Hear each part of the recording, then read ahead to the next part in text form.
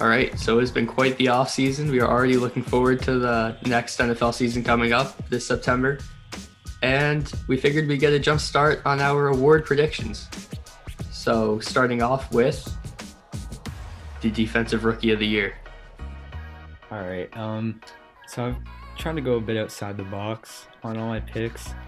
And this one, I look back at the last two winners in Bosa and Chase Young, pass rushers in good situations with other good players on that defense, and decided I want to go a bit outside the box and choose Kwity Paye over there in Indianapolis. I think he's a good prospect, and I think, just like Nick Bosa was on a line with DeForest Buckner, good offense, good defense, and I think he's a dark horse to win it. Well, you scared me in the first couple seconds. I thought you were going to pick the same guy as me. And I kind of had the same thought process. Chase Young, Nick Bosa. And so my pick this year is Greg Rousseau on the Bills out of Miami. I just look at him in college as a redshirt freshman. He recorded 15 and a half sacks in the ACC. And now he goes to a team like the Bills that has probably a top 5 secondary in the league with Trey White and Micah Hyde. And so on a really good team, he's put in a great position to succeed. So why not? Greg Rousseau is a great pick. I like Kwity Paye also. I was thinking about the two of them. I feel like Greg Rousseau is too much of a project. He's got a lot of developing to do. And it would be a shame if none of us mentioned Micah Parsons from Dallas. But I don't think the Cowboys defense is going to be good enough for him to win it. So I'm going to go with Jalen Phillips out of Miami. I think he's got a lot of talent as a pass rusher. He's in a great position. Brian Flores is a great defensive coach, and I think he can really flourish this year. I thought about Phillips as my pick. Yeah. I was close to choosing him. We can go Offensive Rookie of the Year. And I also tried to go outside the box in this one. Then I started thinking Justin Jefferson just had the best rookie wide receiver year ever and still couldn't win it. I mean, Herbert was my pick too, but still. I mean, it's hard to outperform a good quarterback.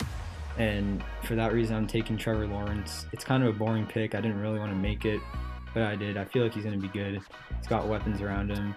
And yeah, kind of a boring pick, but I just think he's going to be very good. I think he's going to win it. And I don't think Trey Lance is going to get his opportunity in San Francisco enough to win it. Yeah, and I agree with you about Trey Lance. I think he was probably the best value pick as far as quarterback in the draft, but you're right. I think Garoppolo's starting at least until Thanksgiving. So that seems out of the question. And it might sound biased, but I just have a really good feeling about Devontae Smith this year. And I didn't say it about Jalen Reagor last year when the Eagles took him. And I never usually feel good about Eagles draft picks, but for whatever reason, Devontae Smith just feels like kind of a different situation coming to Philadelphia than other years. I mean, he was really, really good in college last year. He had over 1,800 yards, set an SEC record. And the Eagles in recent years have just been so desperate for weapons at receiver. It feels like he's going to get the ball a lot, and we'll see. Yeah, Devonta Smith is a fantastic choice, but it's just super difficult to have a wide receiver win the Rookie of the Year award like Jack was saying. So I'm going to go also with Trevor Lawrence, but I'm going to put a little asterisk next to it, right? Because I know Trevor Lawrence is probably going to play all 17 games this year, barring injury. So he's going to have the best shot. But in the event that Justin Fields wins the job over Andy Dalton sooner rather than later, I would start looking at him as a really strong candidate for Rookie of the Year. Because I'm feeling the same way I did last year. The consensus #1 overall pick, Joe Burrow, everyone thought he would win it. And then it was the next guy up, Justin Herbert, who ended up winning the award. So I wouldn't be surprised if Justin Fields comes out of nowhere if he gets the playing time. But if he doesn't, I'm sticking with Trevor Lawrence. Yeah, I could definitely see that. Next up, we can go maybe Defensive Player of the Year. This might sound a little biased, but I'm going to choose Fred Warner. I think he's arguably the best linebacker in the league. He's been playing like it for the past couple seasons. Just ridiculous. Makes plays everywhere. Coverage, sacks, you name it, he does it. And I just think it's going to be his year. So if I could just step in real quick, when you were saying you might be biased, I was thinking you were going to go a different 49ers defensive player. I thought you were going to say Nick Bosa. No, I think Warner's just on another level. That guy's just insane. And, I don't know how Bosa's going to do, coming off a torn ACL. But, yeah, I think Warner's maybe outside the box pick, but I don't think it's a bold pick by any means. Yeah, he's really good. And well, to me, this is my pick that I feel best about. I think Myles Garrett finally is going to win Defensive Player of the Year. I mean, he's been just unstoppable every year he's been in the league, and you could have made an argument that he could have won Defensive Player of the Year both years that he played if it wasn't for his incident, and then for TJ Watt last year. I think he might be the best defensive player in the league when he's playing. So to me, this feels like almost a lock if he plays the whole season. You stole my pick. I was going to take Myles Garrett also, and I don't think it's because he's the best defensive player in the league, but I feel like Aaron Donald has gotten to that stage of his career where he's just so great that people are going to be bored of giving him awards. So I feel like his Defensive Player of the Year case is going to be a little shaky. The same with guys who win like MVP in consecutive years don't really win it a third time. So I'm going to go Myles Garrett also. I think Cleveland is going to have an exceptional season, and Myles Garrett is going to be the defensive anchor of that team. Wouldn't be surprised if he goes for 20-plus sacks. Yeah, that's definitely a pick you can't go wrong with. Offensive Player of the Year. Continuing my theme of outside the box picks, trying to make it fun. This one, you just have to listen to my reasoning for a second. A.J. Brown. Now, listen, they lost Corey Davis. He's hopefully going to be healthy. And they lost Johnny Smith, who was a huge red zone target. So now you've got all those targets from Corey Smith. They didn't really get like a huge receiver to take away from that. And all those red zone targets, especially from Johnny Smith, can now go to A.J. Brown, who will hopefully be healthy. And I think, if I was betting money, I probably maybe wouldn't take A.J. Brown, but I'm not betting money, so it's fine, so I'm going to throw an A.J. Brown. That is a surprising choice. Because I would expect if you're going a Titans player, Derrick Henry just had one of the best running back seasons ever. So you're thinking Ryan Tannehill is going to step up too? Yeah, and also, they're going to be way more committed to teams are going to be way more committed to Derrick Henry. Might free something up for him. Yeah, I like this one. I think you're right about teams starting to become committed to Derrick Henry. And we saw the Titans offense open up a little more even last year. We saw Ryan Tannehill have a pretty good season. So this is a good out-of-the-box pick. Well, my pick for Offensive Player of the Year, and he already won it 2 years ago, but Christian McCaffrey. I feel like when he's healthy, he's just such a workhorse. And we look at the Panthers, they just got Sam Darnold. And what do you do when you have a young, somewhat inexperienced quarterback who's kind of shaky under pressure? You run the ball as much as you can. Christian McCaffrey is still probably the best receiving back in the league. He's going to be a great option underneath for Sam Darnold to kind of avoid all the pressure that's going to be on him. The Panthers offense is basically just going to feed him. And I think if he stays healthy, he's going to have another monster season. Yeah, I like both your choices. A.J. Brown's certainly an interesting one. I like Christian McCaffrey, but I am looking at a wide receiver who just had one of the best receiving seasons last year. But it's not Devontae Adams. I'm going to lean more towards Stephon Diggs because the Bills brought in Emmanuel Sanders, and although it might take a couple targets away from him, it's also going to be harder for teams to double him. And I'm expecting Josh Allen to become more consistent with himself because he took a large leap last year. But if he has more consistent play, he's going to get Stephon Diggs more touchdowns than he had last season. He's going to have more receptions, more yards, longer plays. And I wouldn't be surprised if Buffalo as a whole team takes it to the next level, and Stephon Diggs could be a huge part of that. Yeah, I like both those picks. McCaffrey is my pick for best running back. He had the 1K receiving, 1K rushing season just 2 years ago. I think he could definitely do it again. And I couldn't go wrong with – I was thinking you were going to say Devontae Adams there, but, Stephon Diggs as well was in the conversation last year. I feel like definitely not a bad pick. I would look at Devontae Adams, but with all the uncertainty about Aaron Rodgers, I don't know how I feel about Jordan Love just kind of throwing it off. Yeah, for sure. So before we get into MVP, let's take a look at some of the other awards, comeback player of the year. Yeah. So what do you guys think with that? Comeback player of the year. My initial thought when I was writing my thoughts down was Bosa, but then I had a different thought right before we started recording of Dak, which I might be stealing that here, but I'm a huge Dak supporter.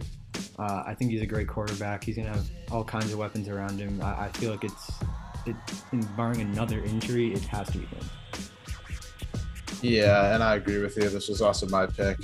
My first instinct was Christian McCaffrey, but then I realized that I already taken him for Offensive Player of the Year, and then I remembered Dak's injury. I mean, he was on pace to shatter the single season, throwing yards record. I mean, if he comes back healthy and he throws for over 4,000 yards, I mean, you basically have to give the award to him.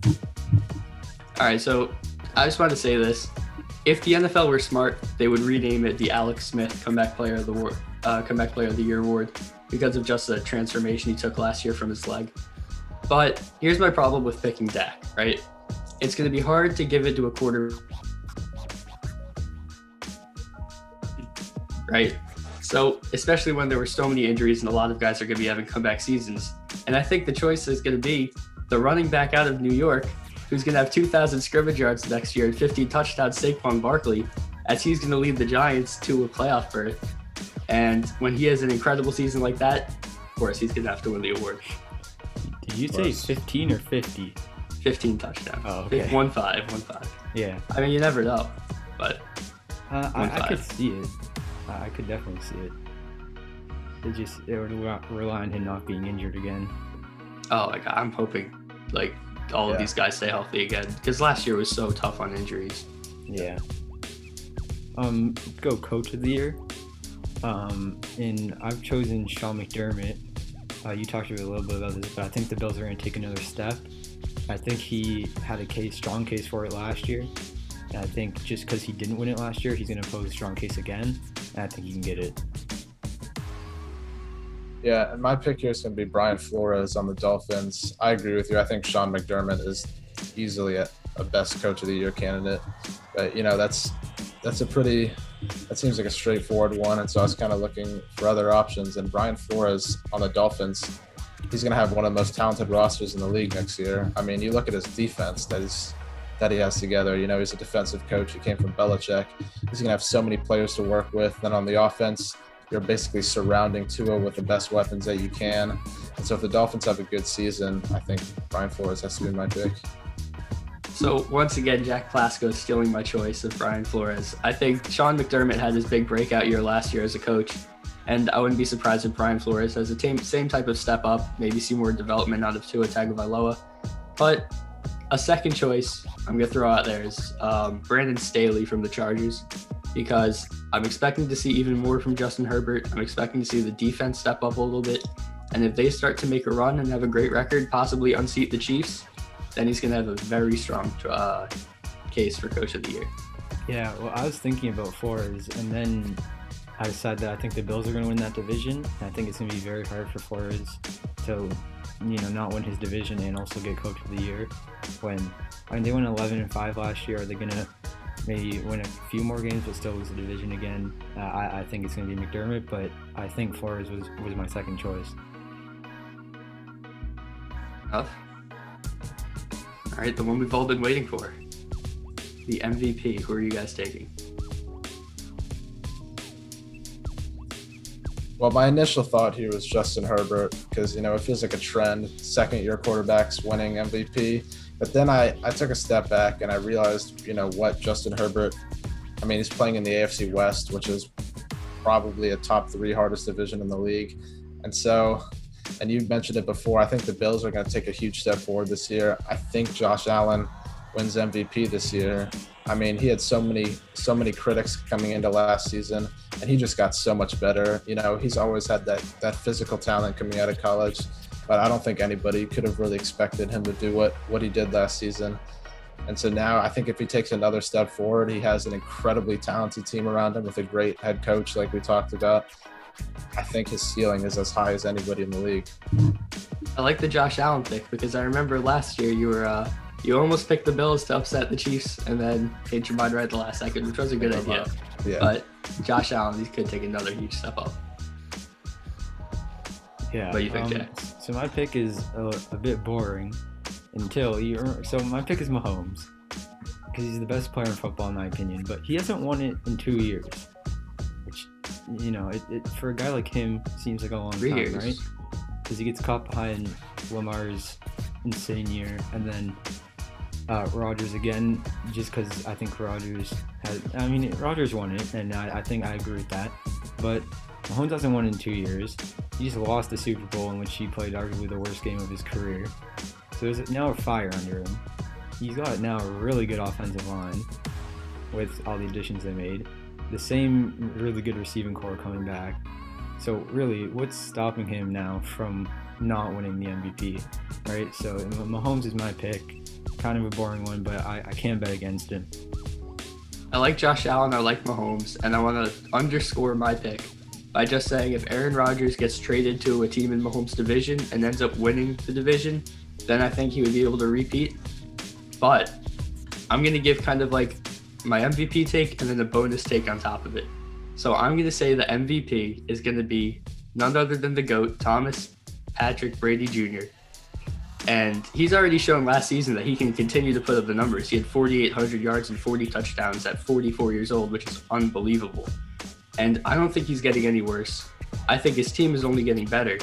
And here's the bonus take. I think his team is getting so much better that it's going to be hard to give it to anybody not named Tom Brady when the Tampa Bay Buccaneers are sitting at the end of the season with a 17-0 record. Wow. I mean, that's a bold take, but the thing about him winning MVP is, with what you kept repeating, that is his team is so good, right? Is he's going to be playing with a top 5 defense. And Mike Evans, Chris Godwin, Gronkowski, Brait, OJ Howard is back. Right, and I just don't know if he's got so much around him. If you take it down to him being valuable, how valuable, because how many other quarterbacks could you insert into Tampa Bay and they're still, favorites to go back to back, right? But I mean, their quarterback 2 years ago had 5,000 yards and 30 touchdowns, and they still went 7-9. So I think it's just what Tom Brady brings to an organization. I could see. I mean, at this point, Brady could do nothing to surprise me at this point. But I just don't know. But I mean, I'm not going to bet against Brady. I've learned my lesson on that.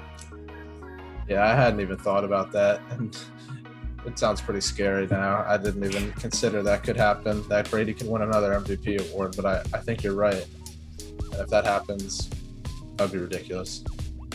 Right, because I know Brady's talented enough to put up the numbers and play well. Yeah. But it's the 17-0 thing that I think is going to really put him over the edge. And I think he'll be around 15-2 to 17-0. I would say there's a good chance they go undefeated, because if you look at their schedule, their only tough game is really against the Rams and the Bills. And other than that, they've got kind of a breeze. They can easily win their division, all those games. They play the NFC East and some other easy divisions. So I wouldn't be surprised if they're able to just handle their business and win. You don't think Saquon's gonna put up 200 yards and 3 touchdowns and beat them? I wouldn't put it past him. I mean, that could be the other game that they lose. So we'll see. All right, so it's going to be an exciting season. A lot of different ways it could go. And that's who we think is going to win the awards. For more creative, informative, and high-quality sports content, make sure to follow Phenom on TikTok, Instagram, and Twitter, as well as all of the Phenom podcast channels for each sport. The link tree in the episode description includes a direct link to all of the aforementioned platforms, so click on that to access everything.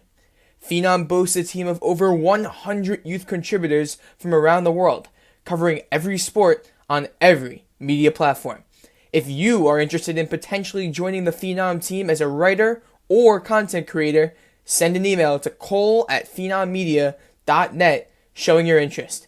If you enjoyed the video, make sure to like, comment, and subscribe so we can grow the channel. We really appreciate it. Thanks for watching, and see you next time.